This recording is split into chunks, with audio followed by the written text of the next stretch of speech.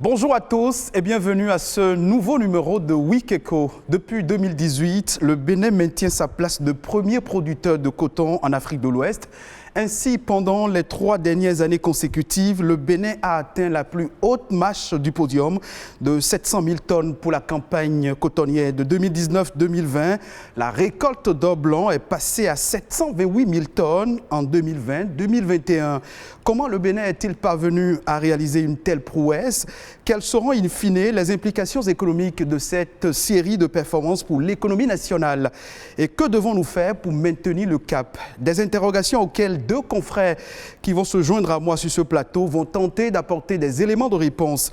Production de l'or blanc, le Bénin au premier rang, c'est le sujet que nous abordons dans le décryptage. Et puis, lorsque de nombreuses écoles dans le monde entier ont été fermées et les populations confinées du fait des restrictions imposées par le coronavirus, ce sont les livres qui ont permis à plusieurs personnes de combattre l'isolement en ravivant l'amour de la littérature. À l'occasion donc de la Journée internationale du livre, célébrée le 23 avril dernier, Rodrigue Babaguito et son invité nous aideront à mieux comprendre la nécessité de promouvoir la lecture, l'industrie éditoriale et la production de la propriété intellectuelle à travers le droit d'auteur. Secteur du livre au Bénin, état des lieux, enjeux et perspectives est le sujet du dossier de la semaine. Bienvenue donc à vous si vous nous rejoignez.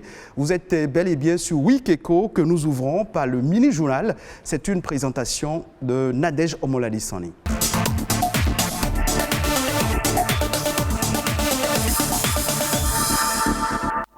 Bonjour à tous, bienvenue dans le mini-journal de ce dimanche sur Week Echo. Il était premier en Afrique lors de la campagne cotonnière dernière et confirme encore sa place cette fois-ci. Le Bénin a enregistré pour le compte de la campagne cotonnière 2020-2021 une production de 728 000 tonnes de coton en dépit des conditions climatiques stressantes. C'est ce qu'a annoncé le ministre de l'Agriculture. L'élément que vous allez suivre nous donne plus de détails sur cette production record ainsi que les retombées économiques pour le Bénin. Rodrigue Babaguito. La campagne cotonnière annonçait une baisse de récolte à cause des conditions climatiques stressantes, mais la réalité vient fausser les plans. Si la campagne cotonnière 2019-2020 a donné une production de plus de 714 000 tonnes, celle de 2020-2021 dégage 728 000 tonnes de coton-graines produit, soit une progression d'environ 2%. Une nouvelle prouesse qui n'est que la résultante de nombreux efforts fournis par l'interprofession de coton avec l'appui du gouvernement. Tout cela, c'est possible parce que, avec l'appui du gouvernement, nous avons veillé à ce que la famille des producteurs puisse être débarrassée également d'un certain nombre de comportements déviants, notamment les dettes internes que ces producteurs ont contractées entre eux. Et nous avons surtout insisté sur la productivité, donc le rendement à l'hectare, et c'est ce rendement à l'hectare qui nous permet, n'est-ce pas, de nous juger à ce niveau de production qui est, disons, de l'ordre de 730 000 tonnes, je vais dire, cette année.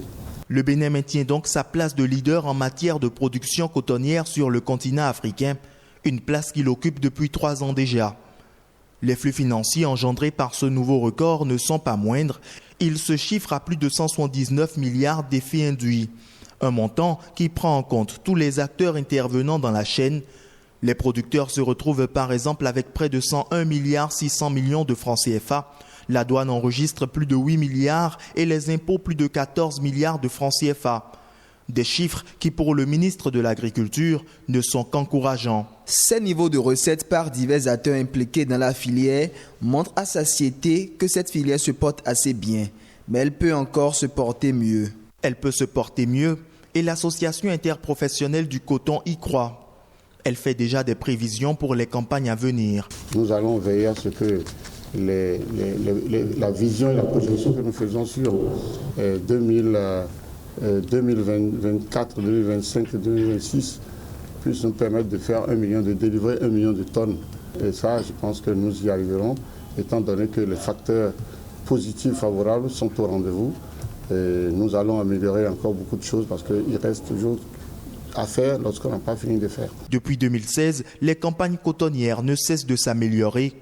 En 5 ans, plus de 459 000 tonnes de coton ont été enregistrées avec 4 655 tonnes de coton biologique pour le compte de cette dernière campagne. Le gouvernement compte continuer la production du coton bio. La filière cotonnière représente 40% des entrées de devises, 12 à 13% du produit intérieur brut du Bénin, environ 60% du tissu industriel national et assure un revenu à plus d'un tiers de la population.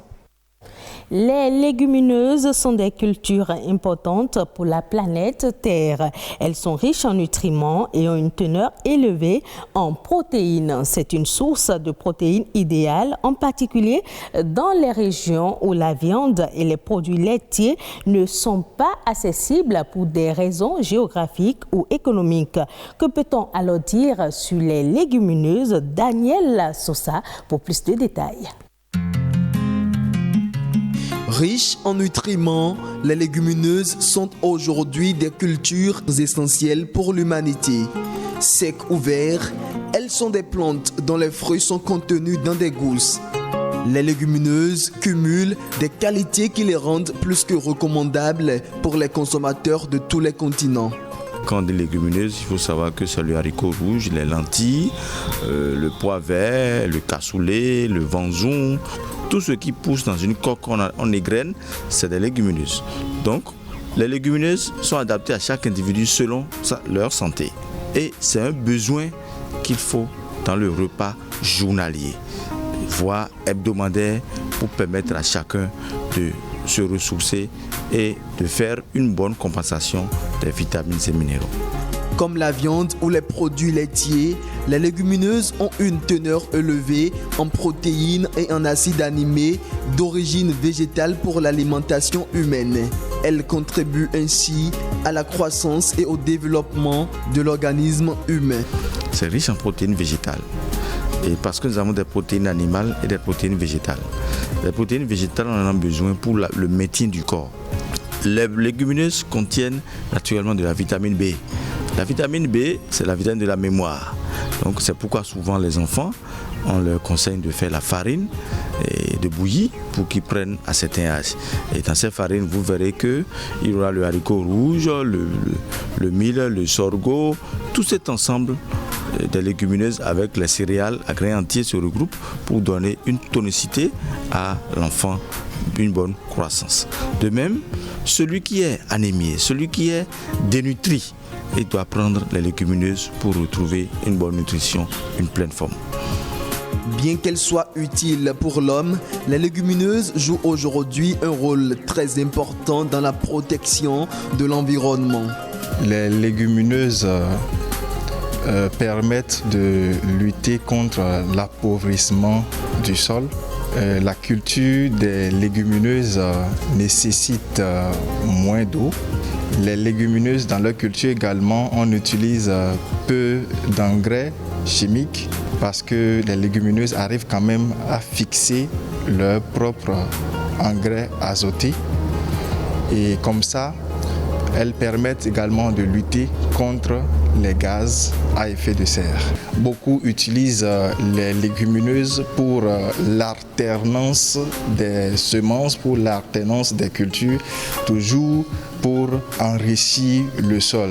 Sensibiliser alors l'opinion publique et les décideurs sur la nécessité de sauvegarder les légumineuses est le seul défi qui s'impose à toute l'humanité pour une alimentation saine et une planète en bonne santé.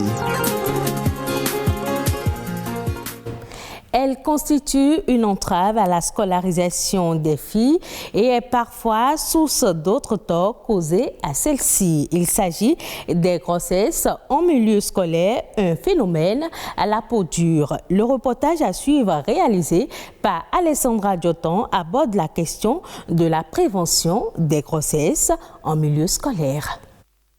3000 cas de grossesse en milieu scolaire dénombrés sur l'ensemble du territoire national courant l'année scolaire 2016-2017. C'est le plus fort taux jamais atteint au Bénin.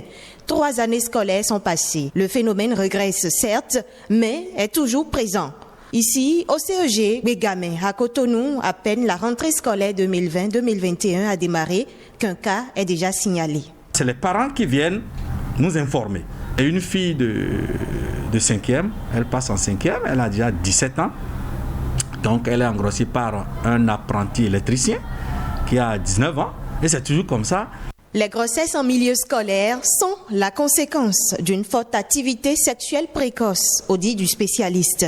Pour les jeunes entre 15 et 19 ans, la prévalence est de 37% déjà qui vont au sexe. Donc quand il y a une forte activité sexuelle chez les jeunes et qu'on ne trouve pas le moyen de canaliser ou le moyen d'accompagner les jeunes dans cette activité sexuelle-là, je pense que c'est ça qui entraîne le fort taux de grossesse. Ça dépend de sa condition de vie, de comment elle vit et de ses amis. Si la jeune fille est bien éduquée à la maison, elle ne peut pas faire l'acte sexuel précocement. Les principales causes d'une sexualité précoce sont ainsi identifiées. La pauvreté, la mauvaise fréquentation et les failles dans l'éducation. École, parents, société, les responsabilités sont partagées. Les parents doivent communiquer au quotidien avec les enfants, même susciter la communication, susciter le dialogue parents-enfants, connaître leurs besoins, essayer de satisfaire leurs besoins. Aujourd'hui, il y a les médias, il y a la télé, il y a tout. L'enfant peut avoir son portable, il va télécharger des bêtises, tout ça là, on ne peut pas contrôler. Les conséquences sont celles qu'on voit à la dépédition scolaire. Aujourd'hui, il y a une pluralité de femelles. Depuis quelques années, les activités de sensibilisation pour éradiquer le mal se sont multipliées.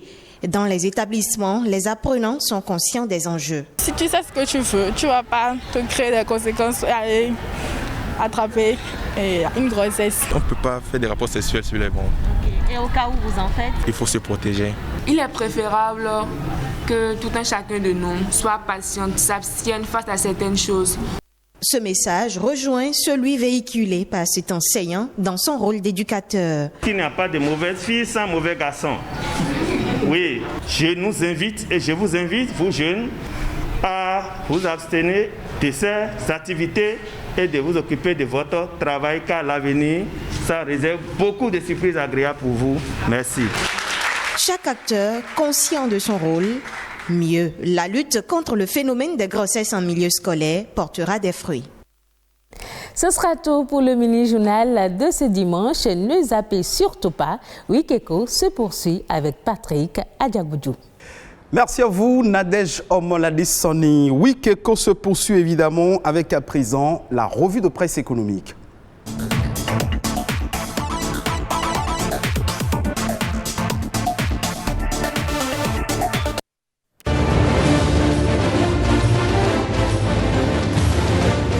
De la revue de presse, bonjour.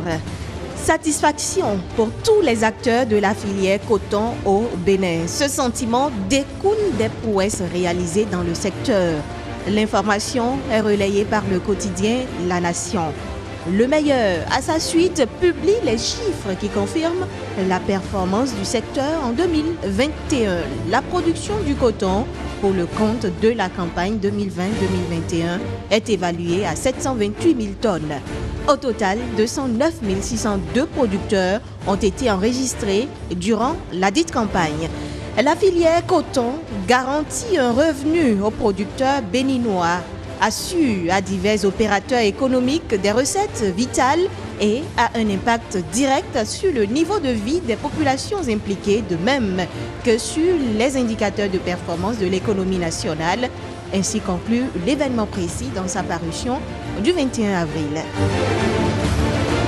Passage de l'analogie au numérique, l'Afrique s'exclut de l'industrie de la télévision numérique, titre l'économiste. Alors qu'elle s'est inscrite dans la dynamique de passer des télévisions traditionnelles à la télévision numérique terrestre TNT, l'Afrique, comme à l'accoutumée, est inopérante. en retard dans cette nouvelle révolution industrielle du 21e siècle. Des adaptateurs TNT aux autres équipements, tout s'importe à grande échelle, fustige le journal. Le golfe de Guinée, classé zone dangereuse au monde. L'information est relayée cette semaine par l'Économiste. Le journal qui cite le rapport du Bureau maritime international nous informe que le golfe de Guinée est qualifié de hotspot mondial de la piraterie. Le rapport conclut que cette zone représente près de la moitié de tous les incidents de piraterie signalés au premier trimestre de 2021. Fin de cette revue de presse hebdomadaire. À dimanche prochain. Vous l'avez compris, c'était une présentation de Alessandra Diotan. Dans sa revue de presse, elle a évoqué l'actualité relative à la nouvelle performance du Bénin dans le domaine du coton-graine.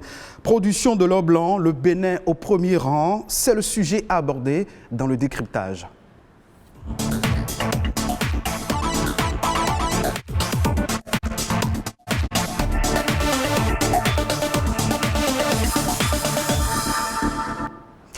Le coton béninois se porte de mieux en mieux. Si la campagne cotonnière de 2019-2020 a donné plus de 714 000 tonnes de coton, celle de 2020-2021 a atteint une production record de 728 000 tonnes, soit une progression de 2%. Une nouvelle performance qui maintient le Bénin en tête des pays producteurs de l'or blanc dans toute l'Afrique et plus précisément en Afrique de l'Ouest. Quelles sont les réformes qui ont conduit à cette prouesse? Cette énième performance aura-t-elle des implications économiques sur l'économie rurale et par ricochet l'économie nationale?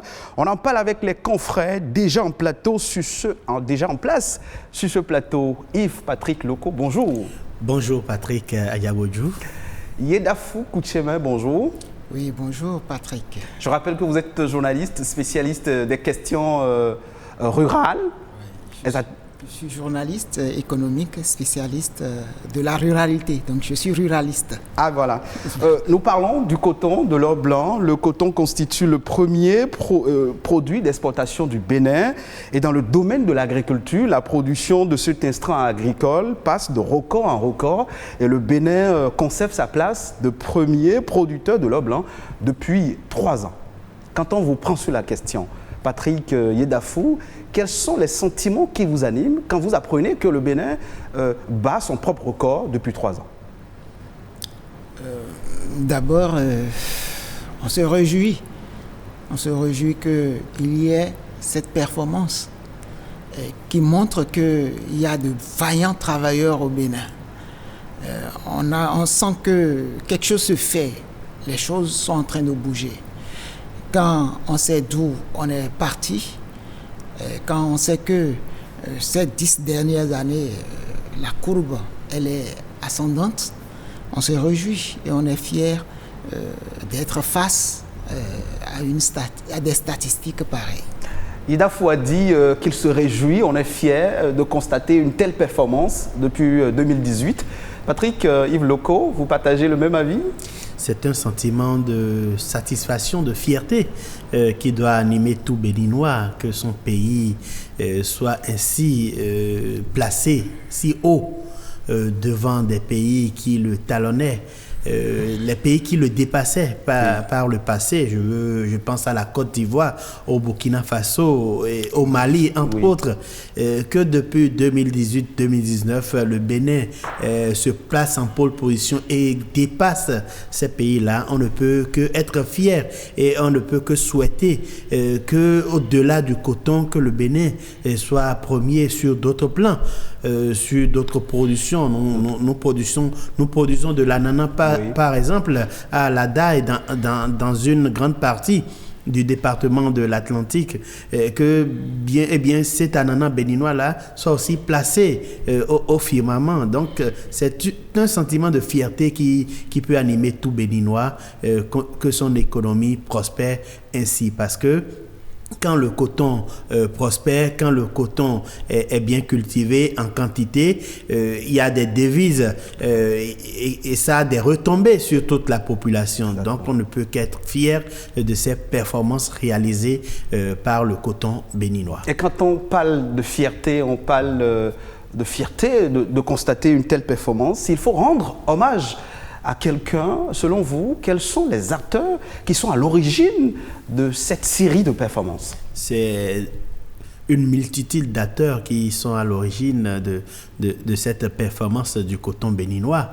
Et il faut partir du petit paysan, petit entre griffes. Un paysan n'est pas un petit parce qu'il nourrit la population. Moi, je ne suis pas capable d'aller cultiver à l'heure où nous parlons pour nourrir ne serait-ce que 10 personnes. Donc, je ne suis pas cultivateur, je ne suis pas paysan. Il faut donc rendre hommage aux paysans, rendre hommage à tous ceux qui sont de cette chaîne de valeur-là, c'est-à-dire le transporteur, les ouvriers qui viennent pour la récolte du coton. J'ai parlé des transporteurs. Oui. En amont, il y a les vendeurs d'intrants, parce qu'il faut des intrants pour fertiliser le sol. Il faut des intrants pour éloigner les insectes et autres. Oui. Et il y a les commerçants, il y a les négociants, il y a les égreneurs. Il y a toute une liste de personnes, d'agents qui agissent dans ce secteur-là. Il faut rendre hommage à tout ce beau monde-là. Yedafou Koutchémé, vous êtes spécialiste des questions rurales. Vous avez aussi un hommage à rendre à des gens particuliers? Oui. Les premières personnes, ce sont d'abord les producteurs agricoles, les producteurs de coton. Ce sont ces gens-là qui ont travaillé la terre pour nous sortir l'or blanc que nous célébrons actuellement. Oui, ces gens-là ne pourront pas réussir cette performance si en amont, on n'a pas une mise en place, une planification, je vais dire, une bonne planification de la saison. On a eu des gens qui ont programmé la mise en place à temps des intrants. On a eu des gens qui ont fourni des intrants de qualité et qui ont honoré leurs engagements. Et on a eu des gens qui ont pris l'engagement aussi d'acheter l'intégralité de la production des paysans. Donc c'est toute une chaîne et c'est l'ensemble de ces gens-là qu'il faut célébrer aujourd'hui, mais particulièrement les paysans sont en tête. Dites-nous, cette belle santé, cette bonne santé, disais-je, du secteur cotonnier béninois, est-elle imputable aux nombreuses réformes engagées par le gouvernement en place, si on peut le dire? Moi, je le pense. Tout d'abord, il y a eu l'intervention des ATDA, des agences territoriales de développement agricole, 4 pôles, je crois. 7 pôles, voilà, qui s'occupent en fait de la bonne santé de l'agriculture béninoise. Et il faut dire que leur action n'est pas sans conséquence, sans impact sur la production du coton. Il y a des gens qui avaient intérêt à saboter la production pour que le nom du Bénin ne soit pas hissé. Je crois que des efforts ont été consentis ces dernières années et c'est ces efforts-là qui font qu'on a de bons chiffres en matière de production de notre coton béninois. Dites-nous, Yedafou, quand on parle de réforme, est-ce qu'il y a une réforme particulière qui vous a marqué? Vous savez, quand vous êtes producteur, et que, avant même de produire, vous connaissez le prix de votre culture, le prix de vente, et que vous avez l'assurance que votre produit vous sera enlevé à ce prix-là, vous produisez. Qu'est-ce que vous voulez dire par là? C'est-à-dire que, entre autres réformes, il y a le fait que désormais, le prix, il y a un prix d'achat du coton qui est attractif. Non seulement le prix est connu, c'est attractif, mais c'est connu à l'avance. Les paysans sont accompagnés sur leur itinéraire technique. Avant, ce qui faisait un peu défaut, c'est que ne sachant pas à quel prix on va vendre le produit, si on a la capacité de faire 10 tonnes, 10 hectares de coton, on se dit, puisque je suis dans l'incertitude, je fais 5 hectares, je fais 4 hectares. Oui, je vois. Aujourd'hui, le paysan a la certitude que son produit sera enlevé à temps, il a les intrants à temps et il connaît le prix à l'avance, avant même de commencer les semis. Je vois. Et il a la garantie de se faire payer à l'enlèvement. Ce sont des choses qui ont motivé les producteurs de coton à se mettre davantage au travail. Est-ce qu'on dira c'est que, motivateur. Est-ce qu'on dira que tous ces atouts justifient l'organisation du secteur? Absolument. Et si vous avez un peu suivi les reportages par rapport au paiement, c'est aussi très motivateur. L'argent vient en cash comme ça. Hein? Oui. Beaucoup de billets. Oui. Donc le paysan, il est même content dès les premières pluies, dès le dégagement du terrain pour faire les sillons, pour creuser, pour mettre en terre la graine.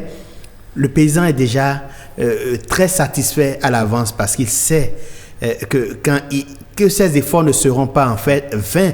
Il sait que quand son coton va sortir de terre, qu'on va l'enlever, et puis, eh bien, une délégation va arriver de Cotonou avec beaucoup de billets. Beaucoup d'argent. Voilà, et c'est du cash. C'est vrai que ça peut... il est motivé. C'est vrai que ça peut poser un problème d'insécurité. Mais c'est toujours motivateur. Chers confrères, je rappelle que au Bénin, la filière cotonnière représente 40% des entrées de devises, 12 à 13% du PIB, environ 60% du tissu industriel national et assure un revenu à plus d'un tiers de la population béninoise.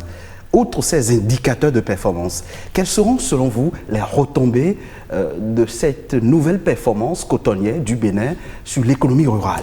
Je parlerai des impôts en général. Pour rester dans les agrégats macro, la campagne cotonnière 2020-2021 a rapporté 14 milliards environ aux impôts en termes de taxes payées et autres.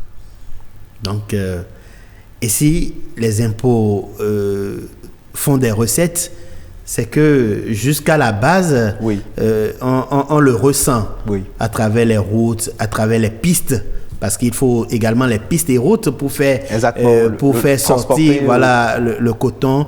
Donc, c'est tout le monde qui ressent en fait les performances du coton. Voilà. Même si on peut déplorer que le coton béninois n'est pas transformé sur place pour permettre, Et parlons de la transformation locale du coton. Est-ce qu'il n'est pas temps que nos gouvernants prennent au sérieux ce pan de la réalité? Déjà, la seule chose qu'on peut dire, et qui déjà a un pas, c'est que la graine est transformée sur place.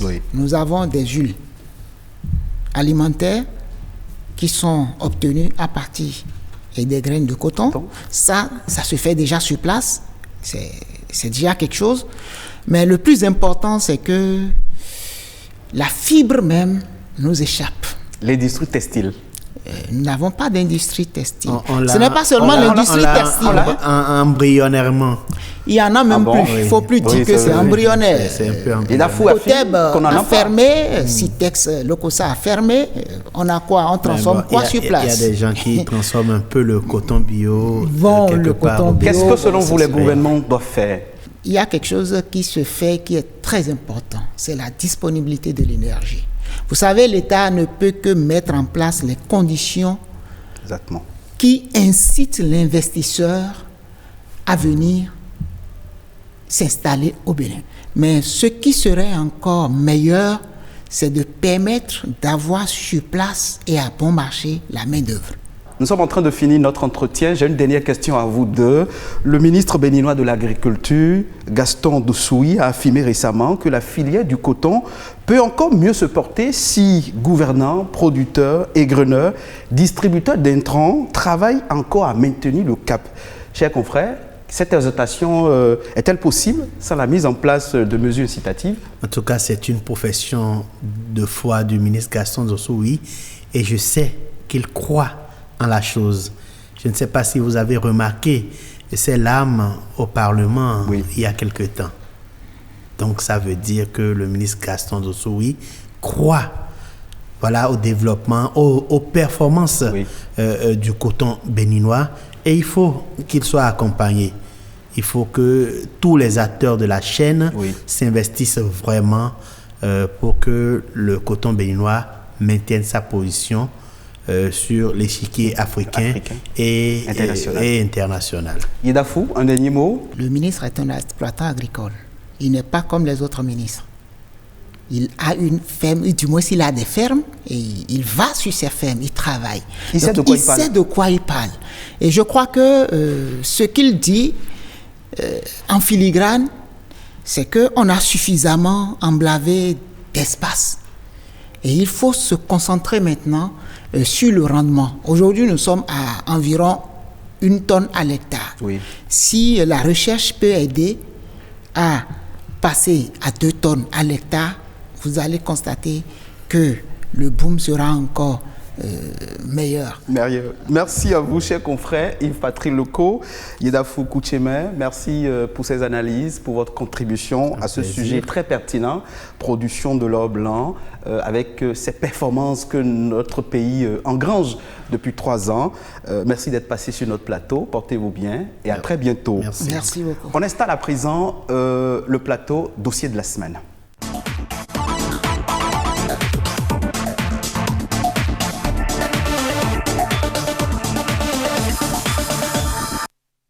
Le 23 avril 2021, l'Organisation des Nations Unies pour l'éducation, la science et la culture, UNESCO, a célébré la Journée internationale du livre. En célébrant les livres, nous célébrons également leurs auteurs, tout en mettant en lumière l'importance des œuvres littéraires, scientifiques et d'histoire dans un monde de plus en plus dominé par le digital. Suivons cet élément de Josué Daniel Sosa et on revient pour en parler. Enoch est un passionné de livres. Journaliste et spécialiste des questions éducatives, il vit son rêve, celui d'être écrivain. Tout est parti de cette envie de lire les autres, de lire les aînés, d'aller dans leur monde, de les comprendre, de s'imposer ou de poser des questions sur leurs écritures. Et c'est ce qui m'a amené systématiquement à opter pour l'écriture. Et c'est venu comme ça. C'est comme une passion. J'écris juste pour vivre. Et pour vivre pleinement cette passion, il écrit son premier roman.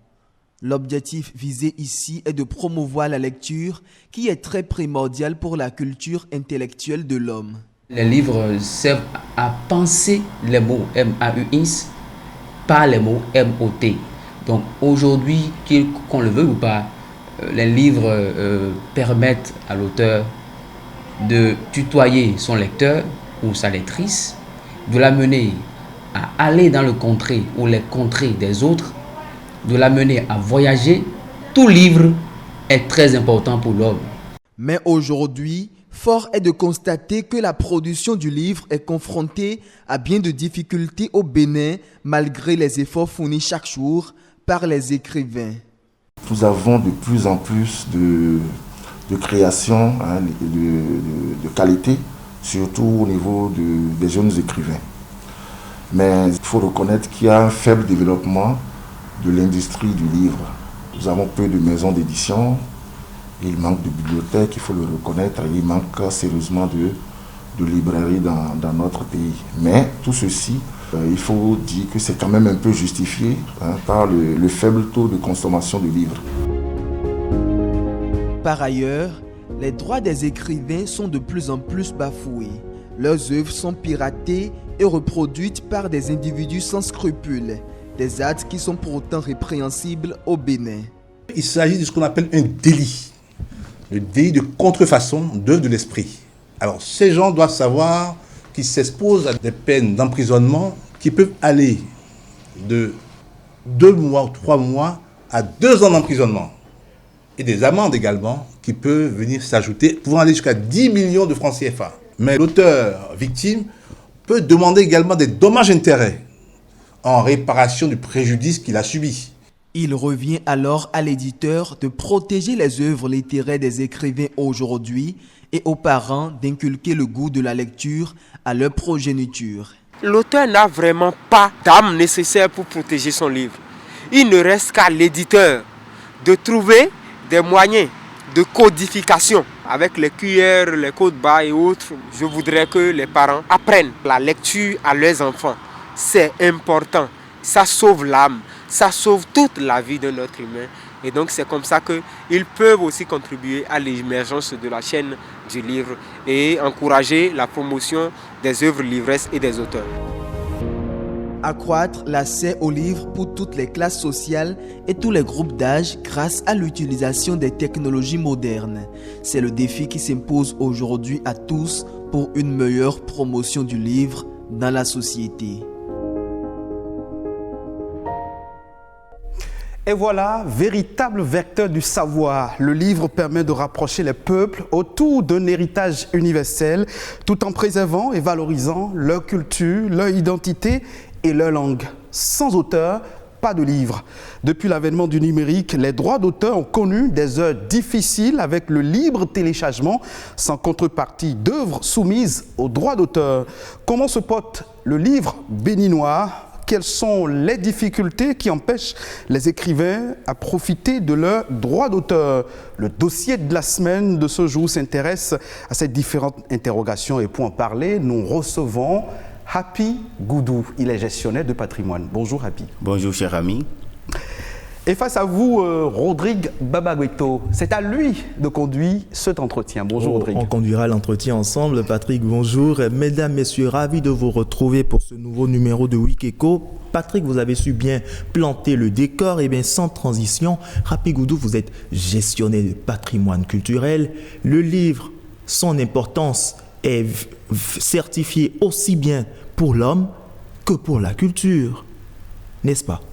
Exactement, et je voudrais déjà saluer les téléspectateurs qui nous suivent et rappeler que le livre est l'instrument privilégié du savoir. Ça, c'est pas moi qui l'ai dit, c'est Jacques Chevrier. Et partout où vous passez, quelle que soit l'évolution du monde, quelles que soient les technologies que nous avons aujourd'hui, quand vous n'ouvrez pas un livre, vous vous éloignez de plus en plus du savoir. Ça, il faut le reconnaître. Et je voudrais déjà au début de cette émission lancer un appel à tous les jeunes pour leur dire que le temps qu'ils passent sur ordinateur à vouloir anarquer les autres, parce que l'anarque aujourd'hui, ce qu'on appelle les gaïmans, ce n'est plus des gens qui ne vont plus à l'école. C'est beaucoup plus maintenant dans le monde scolaire et universitaire. Les jeunes, ils abandonnent les cours, ils abandonnent les bibliothèques, ils abandonnent le livre. C'est vrai qu'il manque un peu de moyens pour accélérer l'édition, mais quand il n'y a pas consommateur, il n'y a pas justement la jouissance de ce travail qu'on fait d'auteur ou d'éditeur. Quand vous dites quand il n'y a pas de consommateur, est-ce à dire que le livre aujourd'hui ne trouve plus de lecteurs? Le livre ne trouve plus de lecteurs, disons, adulés, comme avant. Nos parents, quand vous prenez par exemple quelqu'un qui est encore vivant aujourd'hui, qui a juste le CEP d'entretemps et disons son langage, d'accord, et son expression courante. Oui. Vous comprenez son vocabulaire, oui. Vous comprenez qu'il est tellement élitiste par rapport à quelqu'un qui a même le doctorat aujourd'hui. On est là, on veut pas, c'est-à-dire on n'a plus l'habitude du livre. Et là, vous pouvez aussi faire une enquête. Moi, j'ai sillonné un peu le pays, oui. Et chaque fois que je viens dans un département, j'essaie de voir quel est l'état des lieux du livre et les premiers, disons, les données que nous avons à vérifier, c'est les librairies, la bibliothèque, par exemple. Il y a des départements qui n'ont pas de bibliothèque. Parlant de bibliothèque, est-ce que déjà dans le littoral et l'Atlantique, nous avons... On en a. On en a suffisamment. Non, pas suffisamment, mais on en a. Par exemple, en parlant de bibliothèque publique, il y a la direction des arts du livre qui a une bibliothèque. C'est vrai que c'est dans une rue et sans publicité, tout le monde ne peut pas savoir. Ça, je le reconnais. Bien sûr. Bon, en parlant de bibliothèque publique, dans le département, par exemple, du littoral, qui est un département phare, vous allez chercher. Et c'est dommage. Ça fait... Alors, les privés, par contre, ont essayé de faire un grand effort. Et donc, je trouve que ce sont des actions à encourager, parce que n'eût été ces actions-là, nous n'aurons plus le livre. Est-ce qu'il ne faut pas une politique du livre? La politique du livre, selon mes enquêtes, sortira bientôt. Et je vous avoue que depuis l'avènement du gouvernement de la rupture, il y a une pensée positive à l'endroit de l'industrie du livre au Bénin. Et par exemple, actuellement, il y a un projet de réhabilitation et de modernisation. Donc, réhabilitation des bibliothèques publiques, de la modernisation de leurs fonds documentaires et leur numérisation. C'est un projet à coût de millions que la Bibliothèque nationale gère. Parce que n'oubliez pas, cette Bibliothèque nationale est considérée comme un garage pour un certain nombre de cadres. Quand on dit qu'on vous envoie à la Bibliothèque nationale, c'est comme si on vous met au garage. Parce que vous allez là-bas, les livres sont... en tout cas, le fonds documentaire n'est pas actualisé. Il n'y a pas de nouvelles acquisitions depuis des années. Et puis, ça végète dans la crasse. Ça végétait dans la crasse.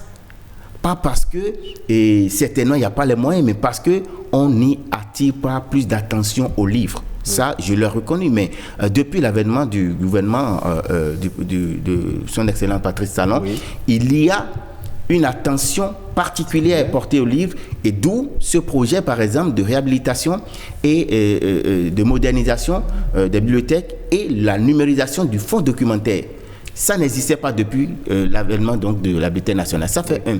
Il y a aussi, au Fonds des arts et de la culture, un fonds qu'on appelle fonds de bonification, le fonds de bonification, qui a été donc introduit par le gouvernement actuel depuis 2016 pour encourager l'industrie culturelle. Et quand on parle d'industrie culturelle, il y a l'industrie du livre. Et quand nous parlons d'industrie du livre, il faut penser véritablement à tout ce qui est éditeur, donc les maisons d'édition. On va penser aux bibliothèques et aux librairies. Et là, au cœur de cela, c'est l'auteur qui est le dénominateur commun. Le problème aujourd'hui des maisons d'édition, la plupart du temps, c'est le manque de moyens. Aujourd'hui, il y a cet avantage d'aller vers les banques et avec un projet, disons, viable d'édition, et dire, bon, voilà, parce que quand on dit maison d'édition, il y a beaucoup qui pensent qu'il y a beaucoup comment on appelle, qui ont leur maison d'édition dans le sac. Non, la maison d'édition, c'est une chaîne. Et il faut déjà financer la recherche. Et le financement est possible désormais. Et le financement est désormais possible parce que lorsque vous rassemblez, par exemple, pour les œuvres au programme, les maisons d'édition qui en bénéficient beaucoup, c'est ceux-là qui financent la recherche pédagogique, qui serait bien pour disons l'enseignement public ou je ne sais pas, ou technique, général ou technique, je vais dire, et d'abord payer ces connaissances-là, arriver à concevoir un programme, mettre dans un livre et aller présenter par exemple à la direction de l'inspection pour pouvoir voir comment valider cela.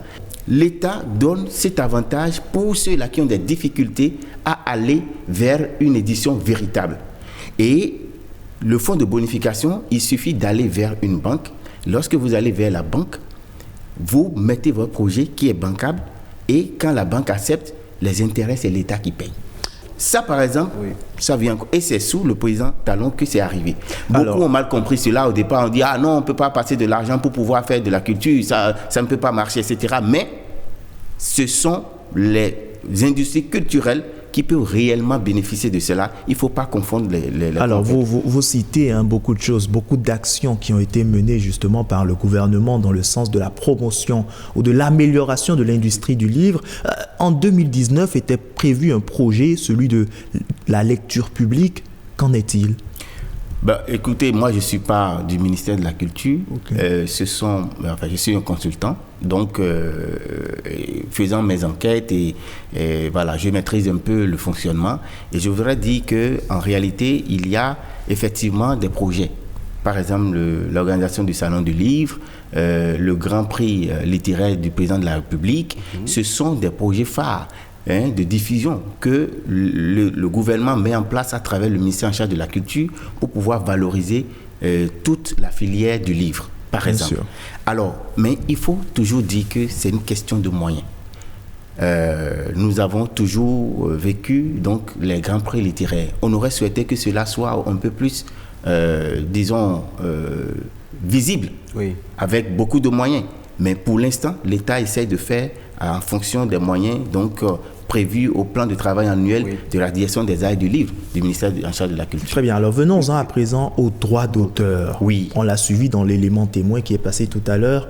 Les droits d'auteur, restent-ils toujours des mots pour l'industrie du livre? Au Bénin, oui. Ça reste des mots. Il n'y a pas encore la réalité parce que au bureau béninois du droit d'auteur et des droits voisins, le BUBEDRA, on n'a pas encore les moyens, les outils nécessaires de pouvoir payer des redevances aux écrivains. Quand vous parlez de moyens et outils nécessaires, les auteurs, on ne pense qu'aux artistes de musique, de phonographique, à qui on peut vendre des timbres onogrammes, et puis voilà. Donc ce n'est pas encore ça. Alors qu'est-ce qui devrait être fait concrètement? Non, mais c'est de pouvoir reconnaître le droit à l'écrivain, parce que l'écrivain, lui, il est porté par une maison d'édition et la maison d'édition en fait la promotion.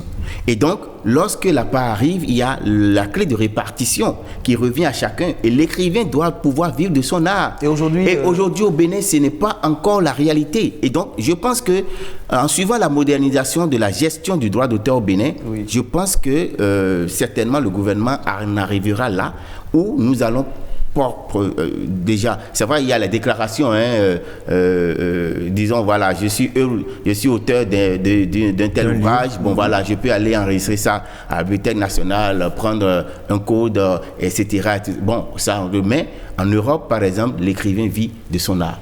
Ici, ce n'est pas encore le cas et nous aurions réellement souhaité que cela se passe. Et enfin, je voudrais dire aussi que le piratage, il a deux versions de piratage. Et il y a la version sévère qui est quoi? Qui est voilà, un individu qui va juste dupliquer les œuvres et il les vend à la sauvette dans les feux et ils le font de façon, ils impriment ça, ils font la couverture. Aujourd'hui, quelle est votre comme si, exhortation par rapport à ça? Ça, c'est dangereux et il faudrait que l'État prenne ses responsabilités. Nous avons une commission nationale de lutte contre la piraterie qui n'a jamais été efficace depuis sa création et je suis, c'est dommage. Il ne faut pas seulement penser que c'est les œuvres, disons, musicales, les films, etc., les CD, etc., qu'il faut réprimer. Il faut réprimer la piraterie. Non, il faut aussi le faire contre ces imprimeurs. Je parle bien, je pèse bien mes mots. Les imprimeurs. Je ne parle pas des éditeurs. Les imprimeurs, ceux qui ont les imprimeries, c'est eux qui font beaucoup plus le piratage. Donc de ces œuvres de l'esprit. Et enfin, la deuxième voie, c'est par exemple la non-disponibilité, par exemple, d'un livre qui est soi-disant au programme et peut pousser, par exemple, un enseignant à aller demander à ses élèves ou à ses étudiants d'aller photocopier. Et ça, cela interpelle maintenant les éditeurs, les maisons d'édition, pour qu'ils fassent une politique de diffusion et de mise à disponibilité ou bien d'accessibilité donc de leurs ouvrages qui sont au programme. Parce que cette deuxième manière de piraterie se constate beaucoup plus dans les universités et dans les cours. Faut-il donc interdire aux professeurs alors de demander aux élèves ou aux étudiants de faire une photocopie? D'abord même, c'est une interdiction, mais je le dis, la résolution n'est pas forcément à accuser, par exemple, le programme de Cotonou à Malanville, mais dans un coin de Karimaman, il n'y a pas de librairie, il n'y a pas de lieu de distribution de livres, et vous voulez que l'élève se débrouille comment? Lorsqu'il arrive à trouver bon voilà, on photocopie les pages ou bien on fait là, donc ça, c'est pas méchant. Mais il ne faut pas encourager cela. Il faut maintenant lancer un appel aux éditeurs pour dire faites tout pour que cela soit disponible dans tous les coins du pays. Et là, on pourra avoir de bonnes raisons à lutter contre ceux qui en font la copie et en vendent.